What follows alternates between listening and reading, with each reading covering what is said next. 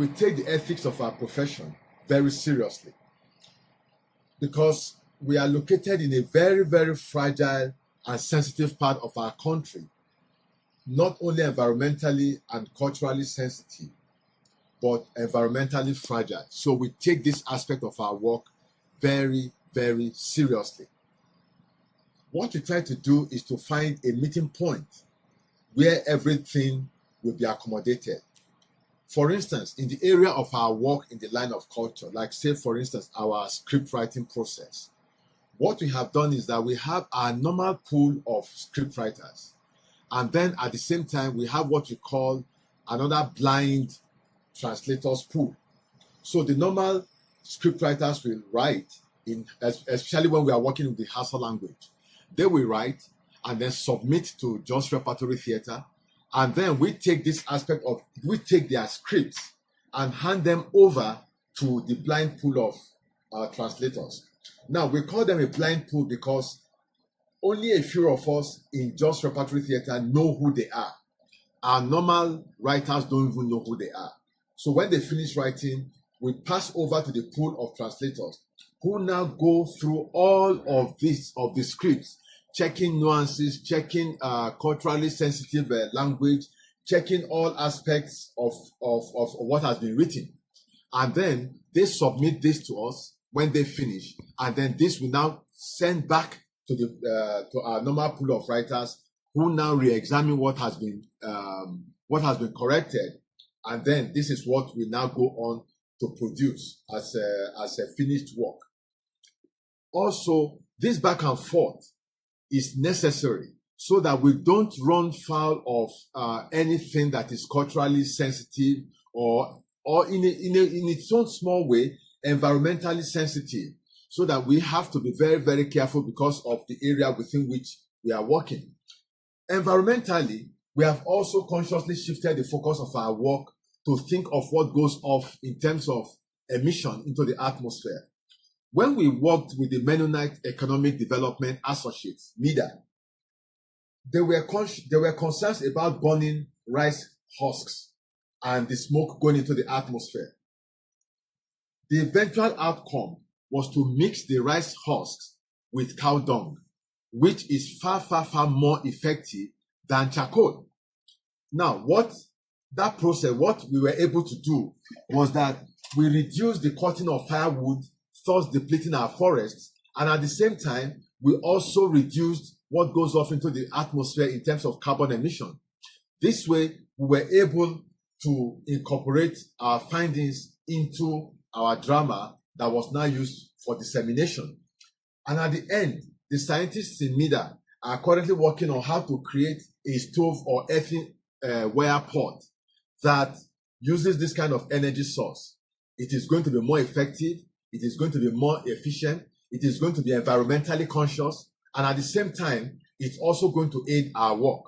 But all of these processes that have been enumerated, either culturally or environmentally, they are all little steps along the way. But it's a gradual process, but we believe that we'll get there one day at a time.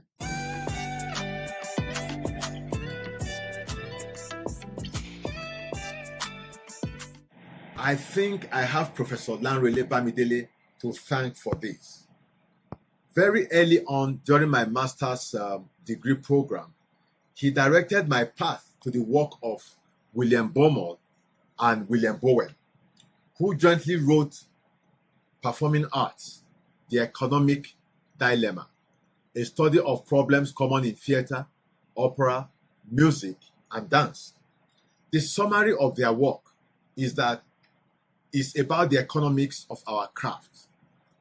We cannot extend our production or our productivity outside the size of the theater or the performance space that we have. So, most times our income stagnates. What that implies is that we have to find other ways through which we can generate the much needed income which we need to work. Now, talking about the theater enterprise or the theater industry in Nigeria, it follows the exact pattern of Baumol and Bowen, because most times what we find is that our work stagnates because we cannot generate enough money within which we'll be able to do our work. What do I mean by this? The size of the theater cannot be increased. So that bounds the size of the audience. And now, when you bound the size of the audience, what it means is that you can only increase your productivity to a certain level. Beyond that level, it is not possible. But so how do we solve this dilemma? It's either we start looking towards end income, or we start looking for other means through which we can generate the much needed income for us to be able to work. But what most of us do is that we find ways through which we increase ticket prices. But that is exactly what our government does. When the government is broke, the government increases the price of fuel or petrol. Now, hoping that they'll be able to get additional money. But leaving other economic indices aside, when you increase the price of tickets, what it does is that it further alienates the theater away from people. But our own theater in Nigeria is such that we have a lot of strengths, especially in the area of our storytelling, in the areas of our end income. But we also have to start looking at individual giving. Individuals who will give because they trust the work that you do. Individuals who give because they rely on the kind of work that you do. And I always say this, Nigerians are a very generous people.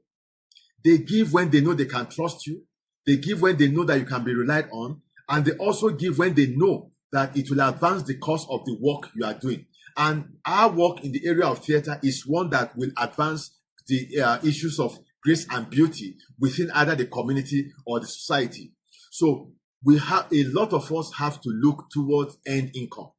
Now, in terms of the strength of the Nigerian theater, we are talking about the strength. We are talking about the stories, opening up new horizons through which we can look at the human condition, opening up other areas through which the theater can directly speak with the people, or rather speak to the people.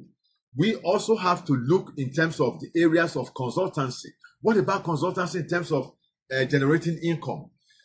The theater also provides, the Nigerian theater, one of the other strengths is that it provides a lot of insight into the human condition. That, I think, is our major strength.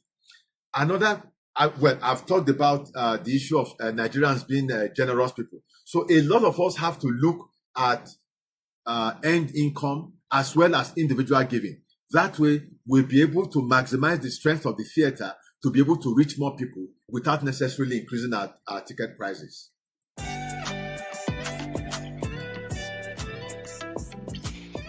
My response to this is very simple.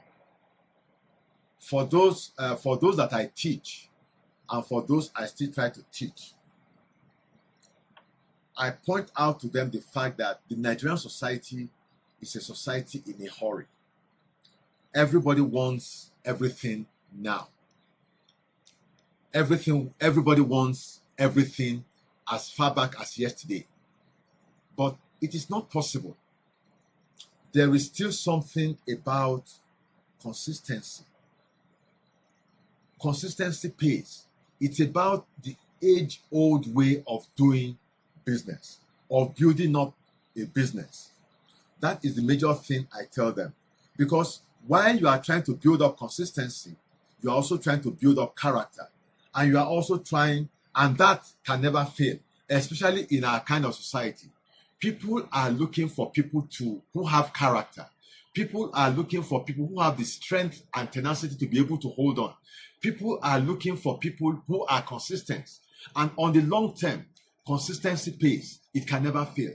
That is my advice to the younger generation. And that is what I think will pay their practice on the long term.